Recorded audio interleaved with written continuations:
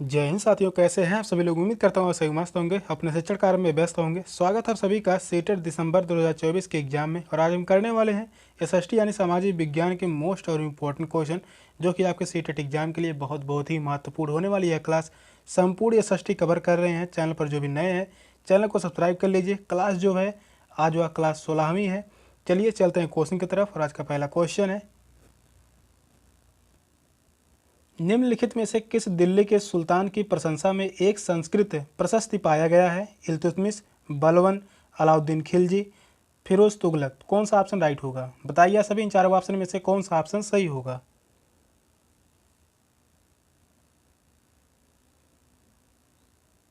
Question कह रहा है किस दिल्ली के सुल्तान की प्रशंसा में एक संस्कृत प्रशस्ति पाया गया है, तो वह है बलबन। तो इस क्वेश्चन का राइट आंसर होगा ऑप्शन बी, बलबन। बलबन दिल्ली के मौलुक राजवंश का शासक था। दिल्ली के बलबन जो है दिल्ली के मौलुक राजवंश का शासक था। बलबन जो है यह दिल्ली के मौलुक राजवंश का शासक था और यह 9वां शासक था। किस नंबर का? तो वह है 9वां शासक था बलबन। तो इस क्वेश्चन का राइट आंसर होगा ऑप्शन बी। सेकंड ऑप्शन जो है वह राइट है। नेक्स्ट क्वेश्चन है, हिरण्यगर्भ नामक अनुष्ठान किया जाता था जब एक राजा किसी क्षेत्र को जीतता था। राजा को छत्री घोषित करने के लिए, चाहे वह जन्म से छत्री ना हो, हिरण का शिकार करने से पहले, पुत्र जन्म के लिए। तो कौन सा ऑप्शन राइट होगा? बताइए सभी, इन चारों ऑप्शन में से कौन सा ऑप्शन सही होगा? क्वेश्चन जो है पूछा गया है,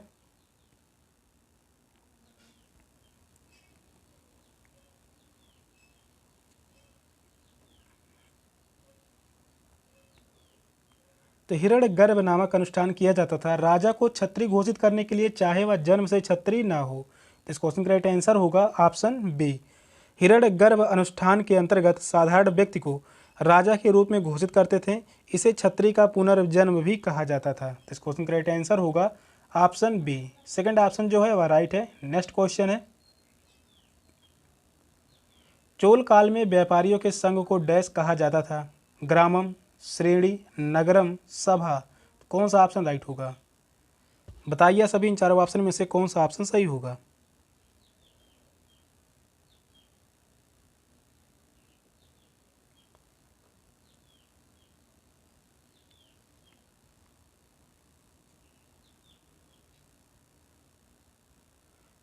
चोल काल में व्यापारियों के संघ को नगरम कहा जाता था। तो इस क्वेश्चन का राइट आंसर होगा ऑप्शन सी, नगरम कहा जाता था। चोल काल में व्यापारियों के संघ को नगरम कहा जाता था। वे शहर में प्रशासकीय कार्यों को भी किया करते थे। तो इस क्वेश्चन का राइट आंसर होगा ऑप्शन सी।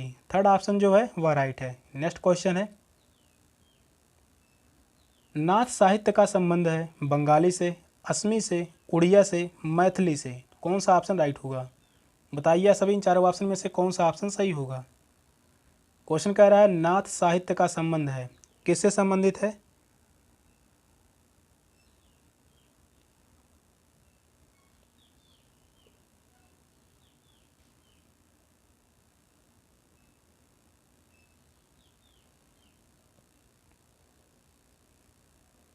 तो नाथ साहित्य का संबंध है बंगला से। तो इस क्वेश्चन का राइट आंसर होगा ऑप्शन ए, बंगला से यह संबंधित है।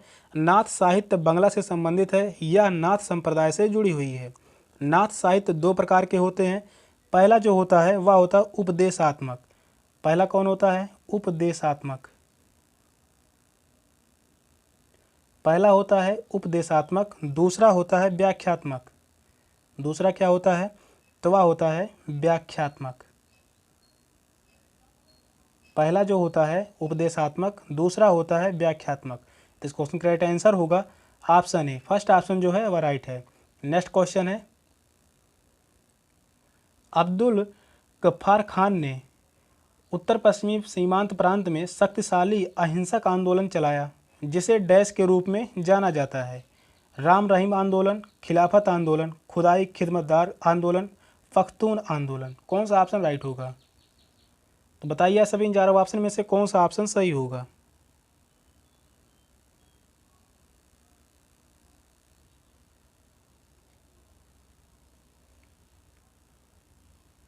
क्वेश्चन कह रहा है खान अब्दुल गफ्फार खान ने उत्तर पश्चिमी सीमांत प्रांत में शक्तिशाली अहिंसक आंदोलन चलाया। जिसे डैश के रूप में जाना जाता था, तो वह है खुदाई खिदमत गार आंदोलन। तो इस क्वेश्चन करेक्ट आंसर होगा ऑप्शन सी, खुदाई खिदमत गार आंदोलन। थर्ड ऑप्शन जो है वह राइट है। अब्दुल गफ्फार खान ने उत्तर पश्चिमी प्रांतों में शक्तिशाली अहिंसक आंदोलन प्रारंभ किया था, जिसे खुदाई खिदमतगार आंदोलन कहा जाता था। इन्हें सीमांत गांधी भी कहा जाता था। खान अब्दुल गफ्फार खान को किस नाम से जाना जाता है, तो वह है सीमांत गांधी भी कहा जाता है, या क्वेश्चन पूछा भी गया है। सीमांत गांधी पूछा था, सीमांत गांधी कौन थे या किस नाम से जाने जाते थे, तो वह है अब्दुल गफ्फार खान को जो है या सीमांत गांधी के नाम से जाना जाता था। तो इस क्वेश्चन करेक्ट आंसर होगा ऑप्शन सी। नेक्स्ट क्वेश्चन है, कांग्रेस द्वारा पारित पूर्ण स्वराज 1929 के लिए संघर्ष की प्रस्तावना के बाद डैश को स्वतंत्रता दिवस मनाया गया। 15 अगस्त 1930 में, 26 जनवरी 1930 में, 1 जनवरी 1930 में, या 2 अक्टूबर 1930 में। कौन सा ऑप्शन राइट होगा? बताइए सभी, इन चारों ऑप्शन में से कौन सा ऑप्शन सही होगा?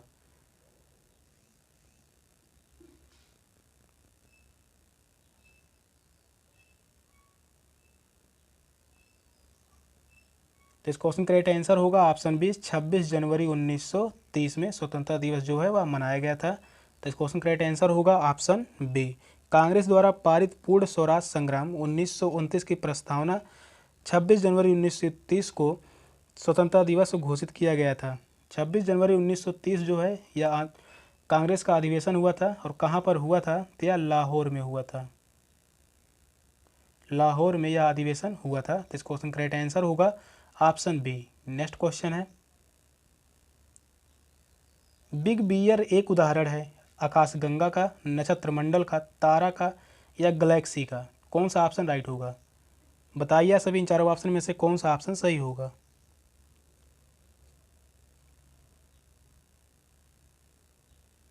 बिग बियर एक उदाहरण है, तो यह है नक्षत्र मंडल का। तो इस क्वेश्चन करेक्ट आंसर होगा ऑप्शन बी। यह एक जो है नक्षत्र मंडल का उदाहरण है बिग बियर। बिग बियर नक्षत्र मंडल समूह है, यह उत्तरी खगोलीय गोलार्ध में स्थित है। इसे पूरे वर्ष उत्तरी खगोलीय गोलार्ध में ही देखा जा सकता है। तो इस क्वेश्चन करेक्ट आंसर होगा ऑप्शन बी। नेक्स्ट क्वेश्चन है, पृथ्वी से चंद्रमा का केवल एक ही भाग दिखाई पड़ता है, क्योंकि चंद्रमा का दूसरा भाग केवल दिन के समय में पृथ्वी की ओर होता है। चंद्रमा का दूसरा भाग केवल अमावस्या को पृथ्वी की ओर होता है। चंद्रमा को पृथ्वी के चारों ओर चक्कर लगाने में तथा अपने कक्ष पर घूमने में समान समय लगता है। चंद्रमा को अपने अक्ष पर एक चक्कर लगाने में 1 प्रकाश वर्ष लगता है। कौन सा ऑप्शन राइट होगा? क्वेश्चन को ध्यानपूर्वक पढ़िए और बताइए इन चारों ऑप्शन में से कौन सा ऑप्शन सही होगा। क्वेश्चन जो है बहुत ही इंपॉर्टेंट है।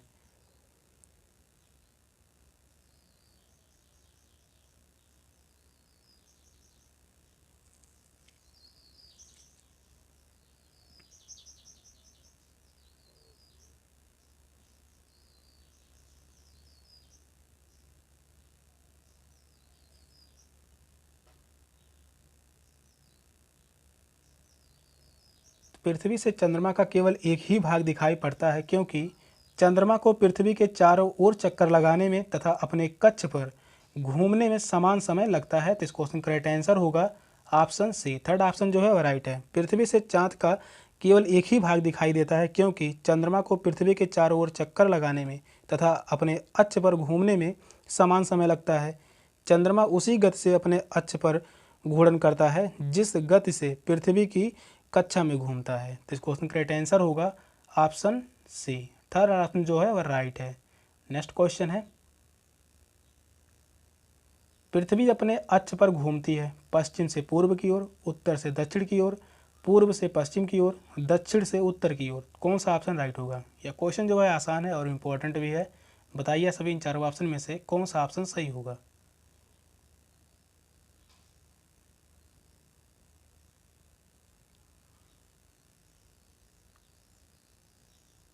पृथ्वी अपने अक्ष पर घूमती है पश्चिम से पूर्व की ओर। तो इस क्वेश्चन करेक्ट आंसर होगा ऑप्शन ए। पश्चिम से पूर्व की ओर पृथ्वी अपने अक्ष पर घूमती है। पृथ्वी अपनी धुरी पर पश्चिम से पूर्व की ओर एक काल्पनिक रेखा पर घूमती है, जो उत्तरी ध्रुव से दक्षिणी ध्रुव की ओर चलती जाती है, जिसे घूर्णन अक्ष कहा जाता है। तो इस क्वेश्चन करेक्ट आंसर होगा ऑप्शन ए। फर्स्ट ऑप्शन जो है राइट है। नेक्स्ट क्वेश्चन है, जैसे जैसे हम पूर्वी गोलार्धों से पश्चिमी गोलार्ध की ओर जाते हैं देशांतर रेखाओं का आकार बढ़ता जाता है, घटता जाता है, समान रहता है, पहले बढ़ता है फिर घटता है। कौन सा ऑप्शन राइट होगा?